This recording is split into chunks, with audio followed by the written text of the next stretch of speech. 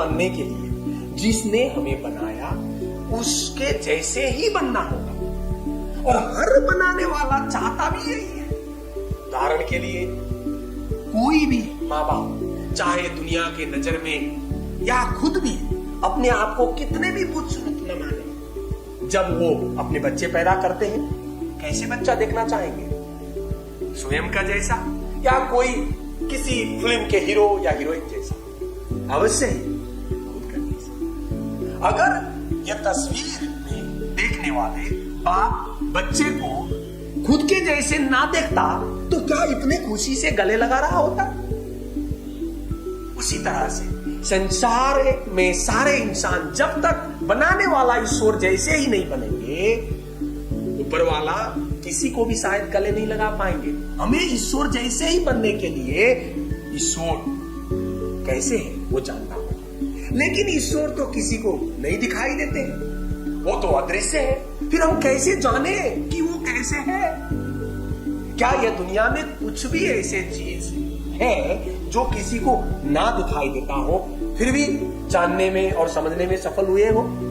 बिल्कुल है। बहुत सारी चीजें हम नहीं देखते हैं फिर भी समझ जाते हैं। एक छोटा सा उदाहरण, प्यार, प्रेम। आज तक किसी ने देखा है प्यार को? नहीं, लेकिन लोग इसको जानते भी हैं, समझते भी हैं बहुत अच्छे से। एक छोटा सा बच्चा भी प्रेम की भाषा को समझ जाता है। इसलिए ईश्वर भले ही अदृश्य हो, हम उनको जान सकते हैं और पूर्णता प्राप्ति करके ईश्वर जैसे ही हम बन भी सकते हैं। आइए हम देखते हैं उस अदृश्य ईश्वर को अब कैसे जानें। एक उदाहरण से इस बात को समझने का कोशिश करते हैं। मान लीजिए आपने एक मशहूर पेंटर, चित्रकार के विषय में बहुत सुना लेकिन कभी देखा नहीं और मिले नहीं। क्या आप उनसे मिले भी ना, आप उनके बारे में जान सकते हैं, समझ सकते हैं? बिल्कुल सकते हैं। आप उनके बहुत सारे पेंटिंग को जमा करके सभी चित्र को, पेंटिंग को ध्यान से देखेंगे तो आपको सारे पेंटिंग में कुछ ना कुछ एक चीज जरूर मिलेगा जो सभी पेंटिंग में है। उस हर चित्र में विद्यमान, पेंटिंग में विद्यमान एक समान चीज, जो गुण को देखकर आप समझ जाएंगे कि यह चित्रकार का अपना ही मूल स्वरूप है जिसने अपने पेंटिंग में डाल दिया है। क्योंकि हर कोई रचयिता अपने रचना में खुद को देखना चाहता है, इसलिए शायद ना चाहते हुए भी एक पेंटर अपने आप को अपने पेंटिंग में डाल ही देता है। अगर इस उदाहरण को हम ईश्वर से जोड़कर देखें तो जिस तरह कलाकार के अदृश्य मन को उसके पेंटिंग में देखा जा सकता है, उसी तरह सृष्टिकर्ता के अदृश्य स्वभाव को भी उनकी सृष्टि में देखा जा सकता है। इसलिए हमारा शास्त्र में भगवान श्री कृष्ण भी कहते हैं, यह सारे सृष्टि मेरे से ही बना है और मैं कण कण में विद्यमान हूं। और गुरु ग्रंथ साहिब में लिखा है कि जैसे फूल में खुशबू रहता है और आईने में प्रतिबिंब, वैसे ही प्रत्येक वस्तु के अंदर ईश्वर रहता है। इसलिए उन्हें अपने दिल में तलाशी। अब सवाल यह है कि इतना विशाल प्रकृति में सभी चीजों को हम कैसे देखें और हम सभी चीजों में विद्यमान वो एक समान मूल स्वरूप को कैसे ढूंढ निकाले? क्या यह संभव लगता है आपको? जरा सोचिए, घबराइए मत, जरूर संभव है। इस कार्य को साइंस यानी कि विज्ञान ने बहुत आसान कर दिया है। उसने ब्रह्मांड के सारे चीजों को उसके गुण, स्वरूप, चरित्र के आधार पर वर्गीकरण करके सामान्यीकरण किया है। जैसे कि हमने पढ़ा है एनिमल किंगडम, प्लांट किंगडम और मिनरल किंगडम, फिर इसके आगे की और क्लासिफिकेशन। इसलिए इसको और भी वर्गीकरण किया है और उन सभी चीजों में एक विशेष गुण है जो सभी चीजों में जानते हैं। वो ये विशेष गुण क्या होगा आप सोचिए। चलिए मैं आपको बता देता हूं। वो गुण है स्त्री पुरुष, यानी कि पॉजिटिव चार्जेस और नेगेटिव चार्जेस का गुण, साथ ही साथ मन और शरीर के गुण। यह खास चरित्र और गुण के बिना कुछ भी चीज ना अस्तित्व में रह सकता है, ना ही वृद्धि और विकास हो सकता है।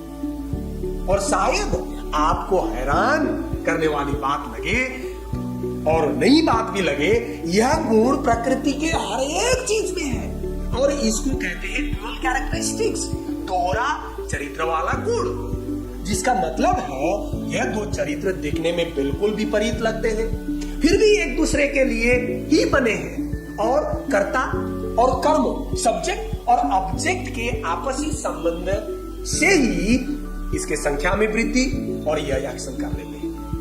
आप ये स्लाइड को गौर से देखिए, जिस तरह इंसान में स्त्री पुरुष है और मन शरीर है, उसी तरह प्रकृति के हर एक चीज में भले ही हम देख भी ना सके, लेकिन ये स्त्री पुरुष और मन शरीर वाला गुण विद्यमान है। ऐसा क्यों? क्योंकि ये सभी चीजों को बनाने वाला ईश्वर में भी अवश्य ही यह विशेष गुण होगा, इसलिए उन्होंने बनाए हुए सारे चीजों में ये मूल चरित्र के स्वरूप को हमें दिखाई दे रहा है। अब यह सभी से निष्कर्ष में हमें समझ सकते हैं कि ईश्वर भी स्त्री पुरुष और मन शरीर के चरित्र वाले एक अनंत अस्तित्व है। इस बात को अगर आप धार्मिक दृष्टिकोण से भी पुष्टि कर सकते हैं क्या? जरा सोचिए। हर धर्म ने ईश्वर के गुण को बताने का प्रयास किया है, ईश्वर ऐसा है वैसा है। कुछ धर्म मूर्ति को मानते नहीं, सिर्फ शब्दों से बताते हैं, और कुछ ईश्वर को मूर्ति में देखते हैं और मानते हैं। लेकिन आप विश्वास करें या ना, वो सब एक ही ईश्वर को हमें बतलाने का और समझाने का कोशिश कर रहे हैं, और सभी का समानता यह है कि जो भी चीज कही हो, मूर्ति में दिखाया गया हो या शब्दों में बताया गया हो, वो एक समान है। जैसे आप हिंदुइज्म को देखें, सभी हमारे ईश्वर और ईश्वरावतार को स्त्री पुरुष के रूप में ही दिखाया गया है। शिव पार्वती, राम सीता, और हम उनके मूर्ति को पूजा करके उनके जैसे ही बनने का इच्छा रखते हैं। वही बात आपको शब्दों में देखना चाहते हैं तो ये स्लाइड को देखिए। हिंदुइज्म में भी भागवत गीता में भगवान श्री कृष्ण खुद कहते हैं, मैं ब्रह्मांड के माता और पिता हूं। अरे जी, जो द्वारकाधीश श्री कृष्ण थे वो तो पुरुष थे, लेकिन यहां जो वो कह रहे हैं माता पिता दोनों हूं, वो वास्तव में ईश्वर के वास्तविक स्वरूप को कह रहे हैं। और बुद्धिज्म में महापरिनिर्वाण सूत्र में भगवान बुद्ध कहते हैं, बुद्ध दुनिया के लोगों के लिए पिता और माता दोनों हैं। और ईसाई धर्म के बाइबल की पहला अध्याय के 27वां अनुच्छेद में तो और भी स्पष्ट लिखा है, तब परमेश्वर ने मनुष्य को अपने स्वरूप के अनुसार उत्पन्न किया। अपने ही स्वरूप के अनुसार परमेश्वर ने उसको उत्पन्न किया, नर और नारी करके उसने मनुष्य को सृष्टि की। नर और नारी करके ईश्वर ने इंसान को बनाया अपने ही स्वरूप में। ये सभी बात से एक बात स्पष्ट पुष्टि हो जाता है कि चाहे हम जो भी नाम से ईश्वर की पूजा आराधना करें, वो पूरे ब्रह्मांड और मानव जाति के मूल माता पिता है। इस बात को पहली बार इस धरती में फादर और मदर मून ने उजागर किया, जिसको मदर मून अपने शब्दों में कहती है, परमेश्वर को अब केवल स्वर्गीय पिता, हेवनली फादर के रूप में नहीं देखा जा सकता है। ईश्वर दिव्य माता पिता, हेवनली पेरेंट है, जो हेवनली फादर और हेवनली मदर, दिव्य स्वर्गीय पिता और माता के सौहार्दपूर्ण और पूर्ण मिलन का स्वरूप है। आपके मन में अब एक सवाल जरूर उठना चाहिए कि ऐसे ईश्वर ने यह विशाल सृष्टि को क्यों रचा? क्या होगा सृष्टि का वो उद्देश्य जिसके लिए ईश्वर ने यह पूरे ब्रह्मांड और आप हम सबको सृष्टि किया? आप ये सृष्टि को देखेंगे तो आपको ऐसा कुछ भी चीज नहीं मिलेगा जिसके कोई पर्पज ना हो, उद्देश्य ना हो। और जब तक वह चीज अपना पर्पज, उद्देश्य पूरा नहीं करता, उसका कोई वैल्यू नहीं होता। पर्पज पूरा करने पर ही किसी भी चीज को वैल्यू मिलता है। जिस दिन कोई भी चीज अपना पर्पज, उद्देश्य पूरा करना बंद करते, उसको गार्बेज की तरह लोग फेंक देते हैं। इसलिए हमें भी अपने जीवन का पर्पज, उद्देश्य जानना चाहिए और उसके अनुरूप जीना चाहिए, नहीं तो हमको भी लोग गार्बेज की तरह फेंक देंगे। क्या आप जानते हैं किसी भी चीज का पर्पज क्या है, कौन डिसाइड करता है? जैसे ये कप को देखिए, आपको लगता होगा ये सभी कप कुछ ना कुछ पीने के लिए होगा, लेकिन नहीं, ये सभी कप या तो उपहार देने के लिए है या तो कहीं पे डेकोरेशन करने के लिए है। ये कौन डिसाइड करता है? इसको जिसने बनाया वही इसका पर्पज, उद्देश्य निर्धारण और डिसाइड करता है। किसी से बने हुए चीज अपना पर्पज, उद्देश्य खुद डिसाइड नहीं कर सकता। इसलिए क्योंकि हम भी अपने आप बने नहीं है, तो अपना पर्पज हम खुद तय कैसे कर सकते हैं? या हमको जिसने बनाया वही डिसाइड करेगा। हम अब कहां जाके वो अदृश्य ईश्वर से पूछे कि हमें उन्होंने क्यों बनाया, ये धरती को क्यों बनाया? इसके लिए भी हमें ये पूरे ब्रह्मांड और सृष्टि के ही चीजों को देखना होगा। सृष्टि में चाहे जो कोई भी हो, अगर कुछ भी चीज रचना उनसे होता है तो क्यों होता है? अपने रचना को देख के दुखी होने के लिए या खुश होने के लिए? अवश्य ही खुश होने के लिए। फिर वो रचनाकार को खुशी कब मिलेगा? जब तक बनाए हुए रचना बनाने वाले ने जैसा बनाना चाहा है वैसा ही नहीं बनेगा, रचनाकार को खुशी और आनंद नहीं मिलेगा। एक पेंटर का ही देखें, अगर उसके मन में वो जैसा पेंटिंग बनाने का सोच रहा है वैसे ही पेंटिंग नहीं बना तो उसको अपना पेंटिंग देखकर कोई खुशी और आनंद नहीं मिलेगी। इंसान में भी वही लागू होता। ये एक लड़का और लड़की शादी करके जब बच्चे को जन्म देते हैं और अगर गलती से बच्चे का चेहरा वो लड़के या लड़की का जैसा ना होकर उस लड़के के दोस्त या किसी दूसरे का जैसा हुआ तो क्या उनको, वो लड़के को खुशी मिलेगा अपने बच्चे का चेहरा देखने? बिल्कुल भी नहीं। इसलिए एक रचयिता का अपना रचना का उद्देश्य होता है कि वो रचयिता जैसे ही बने और जैसे रचयिता को और जिससे रचयिता को खुशी और आनंद मिले।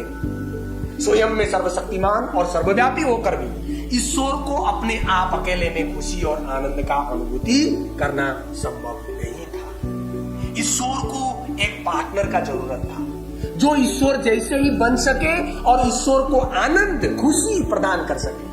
पूरे प्रकृति में इंसान के अलावा और कोई प्राणी आपको दिखाई देता है जो शायद ईश्वर जैसे ही बन सके और बन सकता हो? ना, वो सिर्फ हम है, इंसान है। और इंसान को खुद को ईश्वर जैसे बनने के लिए पहले कुछ जिम्मेवारी को पूरा करना होगा। वो है यह 3 जिम्मेवारी जिसके अनुरूप इंसान को सबसे पहले अपने मन और शरीर के एकता से व्यक्तिगत पूर्णता को हासिल करना आवश्यक है। फिर उसके पश्चात एक पूर्ण पुरुष और पूर्ण स्त्री के रूप में एक आपस में सच्चे पति और सच्ची पत्नी बनकर सच्चे माता पिता बनते हुए पारिवारिक पूर्णता को प्राप्त करना होता है। और अंततः एक आदर्श मानव के रूप में पूरे सृष्टि को अपने आदर्श शासन में और यह धरती के मालिक के रूप में अपने आधिपत्य को कायम कर यह धरती को स्वर्ग समान बनाना इंसान का जिम्मेवारी है। आपको क्या लगता है, यह धरती में आज तक कोई भी एक इंसान ने यह तीनों जिम्मेवारी को पूरा करने में कामयाब हुआ होगा कि नहीं? आपको यह जानने के लिए शांति सिद्धांतों को ध्यान से अंत तक अध्ययन करना होगा। अभी के लिए आइए हम जानते हैं कि शांति सिद्धांत के अनुरूप इंसान को अपने 3 महान जिम्मेवारी को पूरा करने के लिए कितना समय लगता होगा? पूर्णता हासिल करने के यह प्रक्रिया का वह मार्ग को हम ग्रोइंग पीरियड यानी कि वृद्धि की अवधि कहते हैं। वृद्धि के अवधि के मुताबिक एक इंसान या किसी भी चीज को पूर्णता प्राप्ति के लिए वृद्धि के अवधि ग्रोइंग पीरियड के 3 स्टेज ऑफ ग्रोइंग पीरियड को पार करना होगा। सबसे पहला स्टेज है फॉर्मेशन स्टेज का, स्वरूपता का। इस स्टेज में इंसान को एक बच्चे के रूप में प्यार को सिर्फ लेना और लेना और लेना सीखना होगा। लेकिन जब वही बच्चा ग्रोथ स्टेज में पहुंचकर, वृद्धि तय में पहुंचकर भाई बहन बन जाता है, उसको अब लेना और देना दोनों सीखना होगा। और अंततः जब वही बच्चा कंप्लीशन स्टेज में पहुंचता है, उसको अब सिर्फ देना, देना और देना, फिर भूल जाना सीखना होता है, जो कि माता पिता का प्रेम का स्टेज है। जब कोई भी व्यक्ति यह स्टेज में पहुंचता है और शादी करके सच्चे पति और पत्नी के रूप में सच्चे संतान को जन्म देता है, वो सच्चे माता पिता बन जाता है। वास्तव में यही एक सच्चे माता पिता बनना ही ईश्वर के सृष्टि का मूल उद्देश्य है इंसान के लिए। इसलिए सृष्टि करते वक्त ईश्वर के पास 2 ऑप्शन था कि इंसान को एक प्रोग्राम्ड मशीन और रोबोट के तरह शुरू से ही परफेक्ट अस्तित्व बना दे, या इंसान को अपने आप पूर्णता हासिल करने के लिए जिम्मेवारी देकर फ्री विल के साथ सृष्टि करे। कैसा सृष्टि करना ठीक था? आपको पहले से ही रोबोट की तरह बना के छोड़ना या आजाद इच्छा के साथ बनाना? आप सबको मालूम है ईश्वर ने कौन सा पसंद को चुना, कौन सा ऑप्शन को चुना। ईश्वर ने इंसान को फ्री इच्छाओं के साथ कुछ जिम्मेवारी के हिस्सा देकर सृष्टि किया। स्वयं को पूर्ण करके सृष्टि को पूर्णता के लिए इंसान के हिस्से में ईश्वर ने कितना जिम्मेवारी डाला होगा? संभव होता तो ईश्वर अपने सारे जिम्मेवारी को अकेले ही पूरा कर लेते, लेकिन यह कभी संभव नहीं है। अगर संपूर्ण जिम्मेवारी से तुलना करें तो इंसान के हिस्से में बहुत छोटा सा जिम्मेवारी मात्र 5% था और ईश्वर के हिस्से में 95%। लेकिन ये छोटा सा 5% के जिम्मेवारी को भी पूरा करने के लिए इंसान को अपना 100% देना होता है और ईश्वर को भी अपना 95% पूरा करने के लिए अपना पूरा 100% देना होता है। सृष्टि की शुरुआत से लेकर आज तक देखा जाए तो ईश्वर ने अपने हिस्से की जिम्मेदारी हमेशा पूरा किया है। लेकिन जब तक इंसान अपने हिस्से की जिम्मेवारी पूरा करके सच्चे माता पिता नहीं बनता, तब तक यह धरती पूर्णता प्राप्त करके आदर्श नहीं बन पाएगा। इंसान अपना जिम्मेवारी पूरा करेगा तो धरती में आदर्श दुनिया का निर्माण होगा और ईश्वर को भी इससे आनंद मिलेगा। अगर इंसान अपना जिम्मेवारी पूरा करने में असफल हो जाता है तो धरती नरक जैसा बन जाएगा और जिसे ईश्वर को और स्वयं इंसान को भी पीड़ा, कष्ट और शोक का सामना करना पड़ेगा। इंसान को ऐसे महान जिम्मेवारी पूरा करके ईश्वर के समरूप में सच्चे माता पिता बनने के लिए सिर्फ एक ही जीवन मिलता है। यह देहरूपी शरीर का ऐसा जीवन बार बार नहीं मिलेगा। कुल मिलाकर देखा जाए तो इंसान के जीवन का 3 चरण होता है और धरती का यह जीवन बहुत ही खास है। मानव जीवन का पहला स्टेज मां के गर्भ का है, जहां इंसान 8-9 महीने रहता है और वह सभी अंग का विकास करता है जिसका मां के पेट में कोई खास जरूरत नहीं होता है। वह सभी अंग धरती के तैयारी के लिए है और धरती में मां के पेट से लाए अंग के मदद से ही हम जीते हैं और एक दिन धरती को छोड़ चले जाते हैं।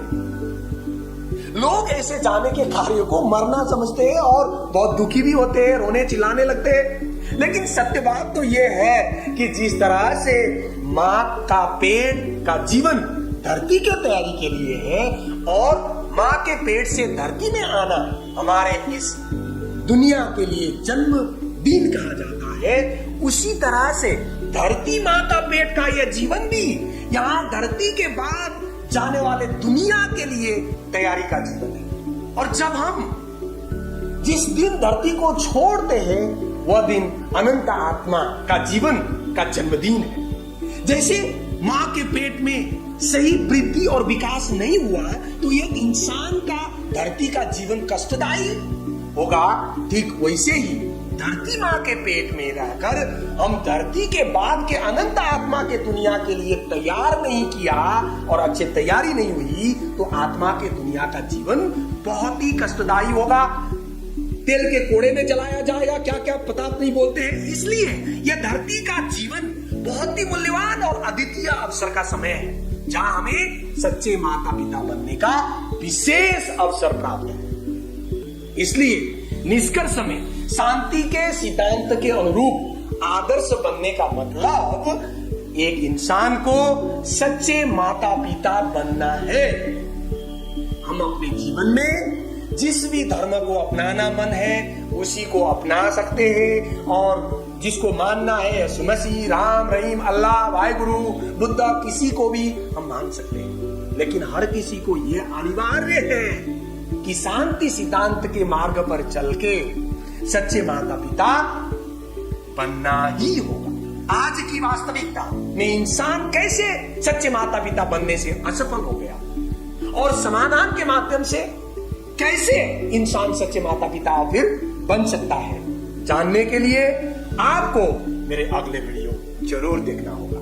यह वीडियो देखने के लिए आपको बहुत बहुत आभार और फिर मिलते हैं अगले वीडियो में।